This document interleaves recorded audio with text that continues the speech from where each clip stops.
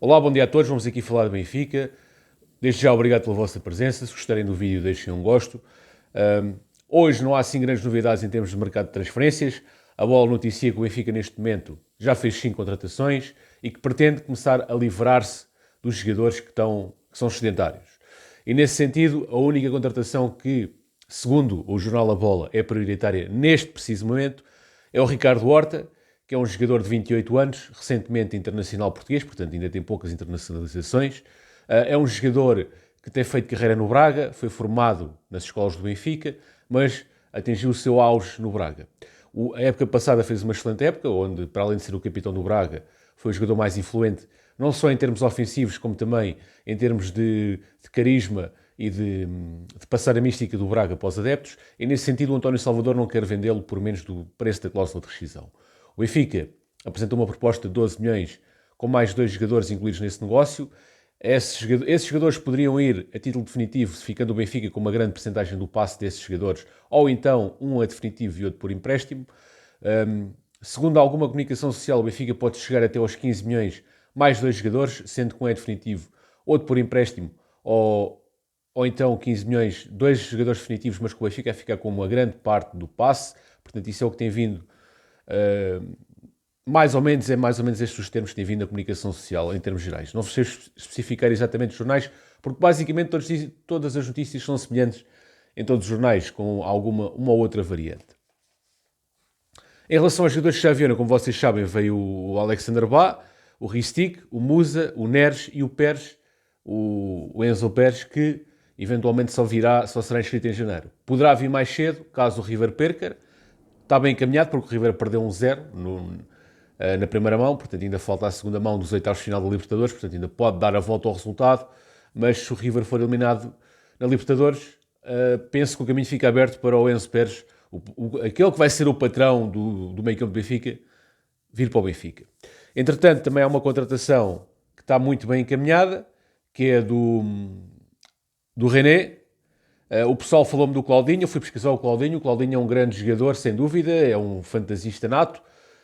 Fiquei muito impressionado com o Claudinho, mas o Benfica, a prioridade do Benfica, não estou a dizer que é a minha, a prioridade do Benfica, o que o Benfica pretende é o Reinier, que é o jovem internacional sub-20 brasileiro, que foi campeão da Libertadores pelo Flamengo em 2019, campeão brasileiro em 2019, mas o ano que ele teve bom foi em 2019. Era suplente do Arrascaeta, mas quando entrava tinha sempre grandes atuações, tanto que ele, salvo erro, fez 16 jogos e 6 golos. Portanto, não tenho aqui os dados, mas foi qualquer coisa semelhante a isso. Se não for, depois corrijam-me isso, faz favor. Depois chegou ao Real, foi emprestado ao Dortmund e não conseguiu se ingrar no Dortmund, também muito pelo facto de não ter uma cláusula de opção de compra no Dortmund. Portanto, vocês sabem como é que funciona o mundo do futebol. O mundo do futebol não é só aquilo que se passa dentro das 4 linhas. Também tem o exterior, também tem o dinheiro, também tem as comissões dos empresários. E tu, se vais emprestar um jogador a um clube grande, ele vai querer, que o Dortmund não é um clube grande, ele vai querer rentabilizar o jogador e vai querer ganhar dinheiro futuramente com ele. Porque o Dortmund tem uma política algo idêntica ao Benfica, ou seja, contrata jogadores, tira rendimento esportivo e depois tenta vendê-los. E, portanto, era expectável que o René não tivesse muitas oportunidades no Dortmund, precisamente por não ir com uma cláusula de opção de compra. Portanto, ele, obviamente que o treinador do Dortmund pensou assim, bom, eu tenho aqui o René e tenho aqui outros jogadores de qualidade semelhante, vou pôr os outros jogadores, obviamente que sim, não é? Aliás, até se o René for apenas um bocadinho melhor, de certeza que há indicações de direção para dizer assim, não. Só se o René for muito melhor é que tu metes, se for ligeiramente melhor, metes os outros. Portanto, isso é o típico no futebol, é isso que se passa. O René aparentemente veio para o Benfica com uma cláusula de opção de compra. Já ouvi muitos comentários em relação à cláusula de opção de compra ser de 8 milhões. Segundo o que eu pude perceber, a cláusula será de 15 milhões. A cláusula de compra será perto dos 15 milhões. Não sei qual é que é o valor exato, espero que seja 8, sinceramente, era bom que fosse 8, mas suponho que seja 15. Avançando, os jogadores que estão para ser colocados, como vocês sabem, é o Gabriel, que é um dos casos mais urgentes, não faz mesmo parte do plantel, e o Gabriel tem uma proposta, eventualmente poderá ir para o Flamengo. O Flamengo mostrou interesse, ainda não apresentou uma proposta concreta, mas poderá ir por um valor na ordem dos 4 milhões de euros. O treinador do Flamengo gosta do Gabriel, o Gabriel é um jogador que tem cartel no Brasil, é um jogador que fez uma boa época o ano passado, é um jogador que está em forma física, portanto um dos problemas do Gabriel era não conseguir manter os índices físicos, portanto o Gabriel, tendo os índices físicos em dia, é bom jogador e, portanto, poderá ser aqui um bom reforço para o Flamengo por 4 milhões. O Benfica, na altura, contratou-o, salvo erro, por 8. Eu estou a fazer isto de cabeça, não tenho aqui dados concretos comigo, mas acho que foi por 8 milhões. É que nem sequer tinha aqui o computador está com problema.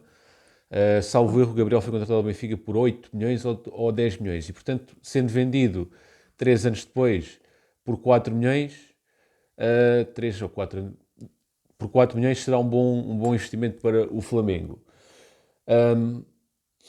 Em relação também ao Gonçalo Ramos, surgiu a notícia que o Gonçalo Ramos poderia interessar ao José Mourinho. De facto, faz sentido essa notícia porque está lá o Tiago Pinto, que é o diretor desportivo do Roma, que é obviamente que o Tiago Pinto, melhor do que ninguém, conhece este jogador, acompanhou-o desde os júniores até à equipa B, até aos séniores, portanto, o Tiago Pinto conhece muito bem este jogador, faz sentido este interesse. Agora, não faz sentido, esta notícia, o alegado interesse faz sentido, mas não faz sentido afirmar-se que o Gonçalo Ramos vai para a Roma. Porquê? Porque a Roma não vai ter 40 milhões para pagar para o Gonçalo Ramos, nem 30 milhões.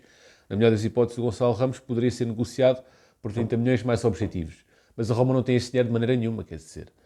Portanto, esta notícia nestes parâmetros não faz sentido. Esta notícia surgiu na comunicação social italiana e foi replicada em Portugal, mas não me parece que este negócio se possa fazer.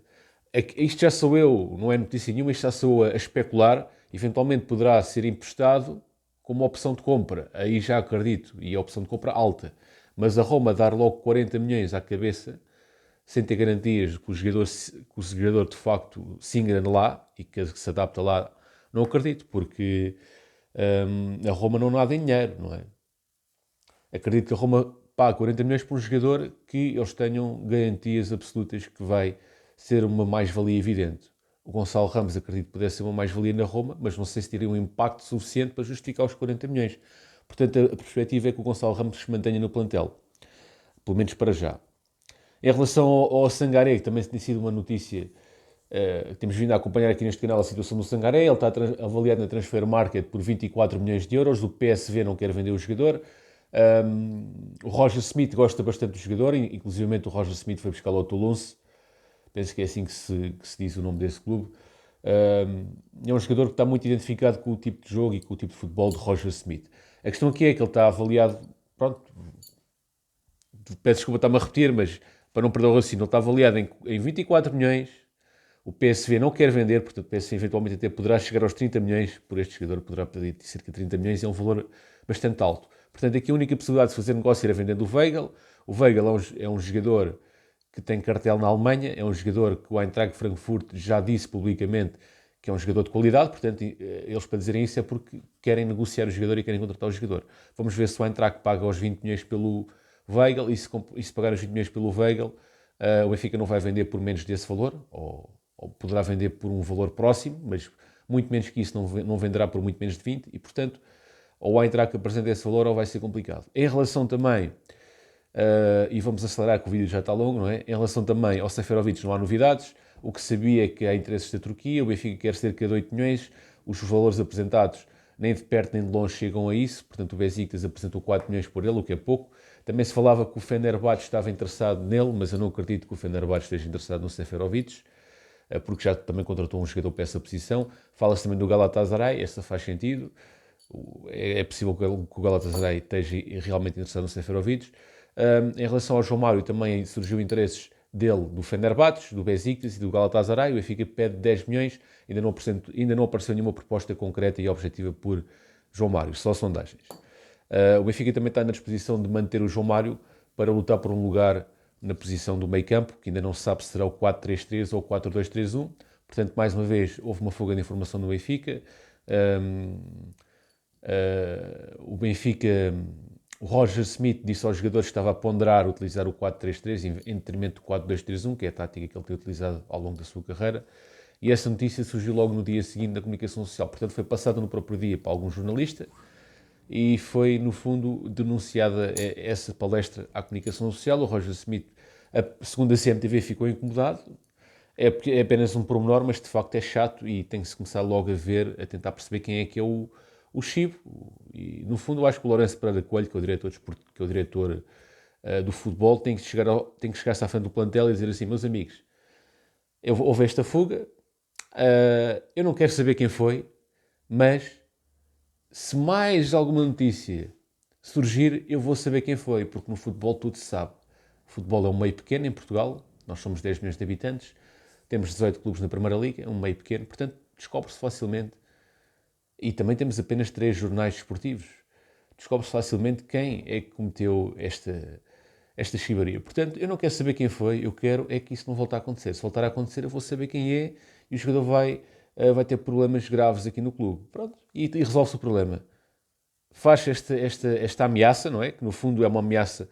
Normalmente não se deve ameaçar ninguém, mas esta ameaça é justificável dado o contexto, não é? Dado o contexto da situação. Portanto, faz ver ao jogador, faz esta comunicação aos jogadores. Olha, houve esta pequena fuga, eu não quero saber, mas se houver mais outra, eu vou querer saber e o jogador vai ter problemas. Portanto, que é para o jogador que fez isto ficar alerta, não voltar a fazer. E se não voltar a fazer, está tudo bem.